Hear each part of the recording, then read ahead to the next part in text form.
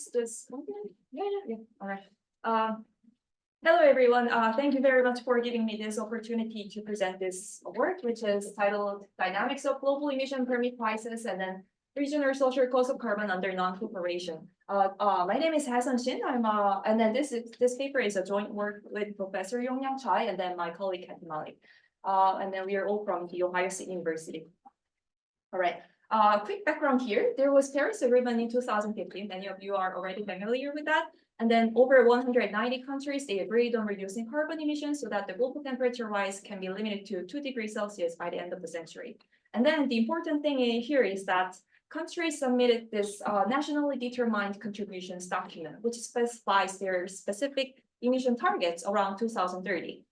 And then later in 2021, they revisited Paris Agreement in Glasgow Climate Pact, and then they made further commitments so that the global temperature can be curved under 1.5 degrees Celsius by the end of the century. So we are considering this emission targets from the nationally determined contributions.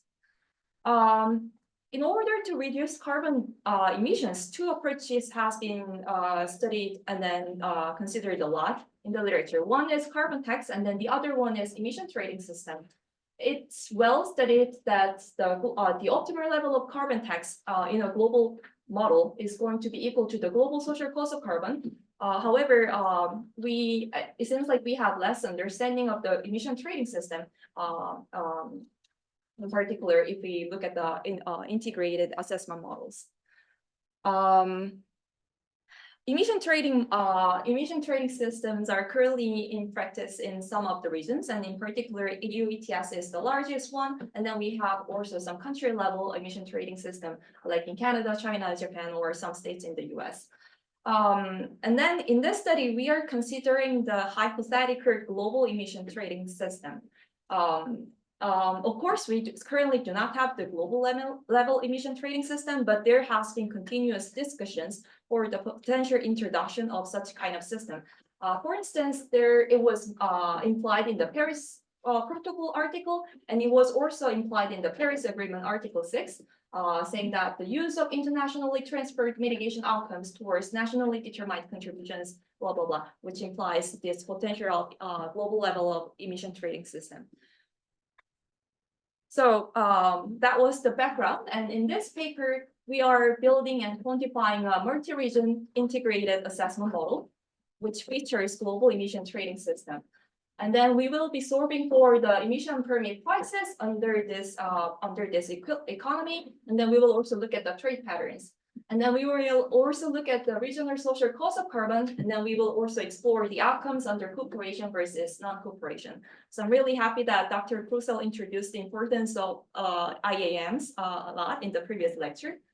The key contribution of this work, to briefly mention, would be that we think, to the best of our knowledge, it's going to be the first paper to solve the full market clearing permit price from the dynamic non-cooperative model, from the Nash equilibrium model. And then we find that the quick number here is that the permit price is going to be around $800 per ton of carbon by 2015. And then we also show that under the global emission trading system, it is optimal to introduce regional carbon taxes. So even under the global emission trading system, we need to introduce carbon taxes within each of the regions. And then we also calibrate some of the parameters for the abatement costs or climate damages and so on. And we will provide a lot of comparative analysis in order to explore the role of global cooperation, emission caps, and global ETS. Okay, I will not go detail into the literature, but we are, again, in this paper, we are solving the integrated assessment model with the global emission trading system, and we are solving the fully endogenous market permit prices from this dynamic non-cooperative model. So here is a quick overview of the model. We aggregate world into 12 regions. Some are the big countries, and then we aggregate some of the smaller regions, some smaller countries. And then we assume that each of the countries or regions, they have emission permits, which we consider from the nationally NDC documents. So these emission caps are voluntarily set by each of the countries. And then we assume that all the countries must follow these emission caps, and all the countries in the world are participating. So the main feature of the model is that this is a Ramsey type of growth model. So there is an intertemporal choice between current consumption and future consumption, which is standard in the literature. And then there is negative externality of the emissions. So the current production increases the global temperature and the global emission and then the global temperature. And then your production not only increases your temperature, but your neighbor's temperature as well.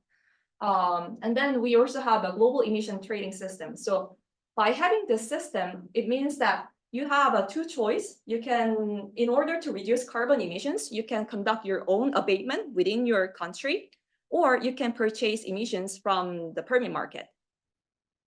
I'm not listing all the equations, but I will just introduce some of the key equations here. So the total emission of a country is going to be proportional to their outcome, which is a function of labor and capital. And then here we have an emission cap constraint. The total emission and then minus emission abatement is going to be defined as net emissions, E star. And then we also have EP, which is permit purchase. So by definition, we define that positive value of EP is going to be purchased from the market. And if a country is selling it to the market, this value is going to be negative. And then all the terms on the left-hand side should be constrained by the right-hand side here, emission cap, which again is voluntarily set by each of the countries or regions. And then, of course, we need to satisfy the emission permit market clearing condition. Emission abatement is, of course, not free. It's costly. And then this is going to be a function of the, it can be expressed as a function of the emission control rate and then the production. And then for the consumption side, we are considering the emission abatement cost. And then so the more we are doing emission abatement, the costly it's going to be. And then if you are purchasing permits from the market, you also need to consider those costs. If you're selling the permits, this term is going to be negative, which means that you're actually making revenue out of selling permits. For the climate part, which is also, this part is also relevant to what Dr. Krusell introduced. We are considering the transient climate response to emissions, which basically means that the global temperature rise is approximately linear to the cumulative carbon emissions globally. So this system is relatively simple. However, it has been shown in the literature that this is producing almost equivalent result compared to more complex climate systems. So the global temperature is linear to the global cumulative emission here. And then this is how we define the global emissions. And then we are comparing the result under two regimes. First one is the cooperative model. So the all the regions so the objective function in this regime is that we are maximizing the lifetime utility of all the regions under cooperation. And then under non-cooperation, the social planner of each country or region are trying to maximize their own lifetime utility. So they are so in this case, it's actually going to be a gain problem because your action not only affects your choice, but also affects other regions' choices. Through your production and emissions, and then purchase of the permits from the market. And then actually under the cooperation, we cannot really define the market price. So we solve the market price from the non-cooperative model. And in order to make some comparison, we use the market price obtained from non-cooperative model in this cooperative model and then make a comparison. Sorry, what was the mu? Mu is the emission control rate, which is defined between 1 and 0 and 1. Yes. And then we also define social cost of carbon in the regional context and then the marginal abatement cost in order to compare those values with the permit price, which is obtained from the market. So our regional social cost of carbon is defined as a marginal rate of substitution between global emissions and then the regional capital. And then this actually can be shown that It's equivalent to the present value of the regional climate damages from the additional unit of global emissions. And then we also have regional marginal abatement cost, which is derived from our definition of abatement cost. Okay, and then what we are showing in this paper is that under this global emission trading system, it is optimal to introduce carbon taxes, and then we are showing why it's necessary. First, the basic mechanism of the emission trading system should be introduced. The E star here is the optimal level of net emission, total emission minus own abatement. And if the net emission is greater than the emission cap, this region needs to purchase from the emission market in order to satisfy their emission cap constraint. If their net emission is smaller than the emission cap, this country is becoming a seller and they can sell and make revenue. And then once the social planner of each region obtains their optimal level of net emission, the next problem is how do they actually enforce this optimal level of net emission within their country or within their region? And that's because social planners are forward-looking. They consider the long-term climate damages. However, the firms that's operating within the country or region, they are often more realistically, they are short-sighted. They don't really consider the long-run climate damages. They only consider their current period profits or costs. So there is a gap between the firm and then the social planner. So that's why, that's the basic idea why it's necessary to introduce carbon taxes even under this global emission trading system. I hope I still have time. Yeah, I will try to explain the mechanism here. This graph is showing the marginal abatement cost, and then the x-axis here is the net emission. Again, net emission is total emission minus abatement. And then if the net emission is zero, if the abatement is zero, the net emission is going to be equal to the total emission from that economy. And then in that case, the marginal abatement cost is just going to be zero. If you go further into the left-hand side, it means that this country is doing more and more abatement, and then the marginal abatement cost is increasing steeply. And then let's consider some market price, which is obtained from the market price of the permit. And then there is a corresponding emission level. Again, this is optimal. This is not optimal. This is corresponding net emission. And then there is also going to be an emission cap, which is exogenously given. In this example, we are showing the permit buyer region's case, but the same logic can be also applied to the permit buyer, permit seller. And then what we need to consider in this graph is this E star, which is the optimal level of net emissions. One thing we need to make clarification is that often in the literature, literature has often considered or assumed that when we have an emission trading system, all the regions will have their marginal abatement cost equal to the permit price, and then all the regions will have the same marginal abatement cost. However, that's not really the truth if we solve the dynamic non-cooperative model. What we actually find is that this optimal level of net emission can be smaller than this EM, which is corresponding to this permit price. This can be more intuitively understood if we consider the case where the emission permits are infinitely supplied, so the permit price is effectively zero. So if the permit price, even if the permit price is zero, if we solve this kind of non-cooperative dynamic models, still the optimal level of abatement is non-zero, which means that even though the price of the permit is zero, countries or regions still needs to perform some abatement if they think about the long-run climate damages. So that's how we understand this kind of relationship. And then the problem here is that for the regional social planner, their optimal level of net emission is here, but for the firms, they're facing market price at this point. And then in the firm's perspective, their optimum level of marginal abatement cost is going to be just this point. They don't want to perform additional abatement when they can purchase the permits at this market price.